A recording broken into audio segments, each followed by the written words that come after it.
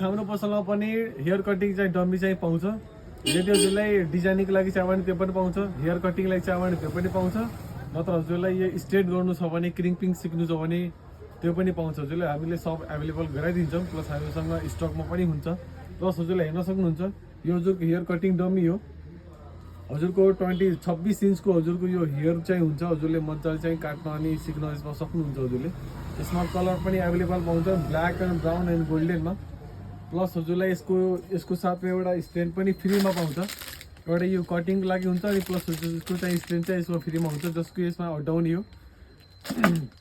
त्यही अड्डाएर यसमा हजुरलाई फ्रीमा पाउँछ। हजुरलाई यदि यस्तो चाहियो भने हजुरले चाहिँ कन्ट्याक्ट गर्न सक्नुहुन्छ हाम्रो इन्स्टामा नभए टिकटकमा त रिप्लाई आउँदैन, त्यसको लागि सरी।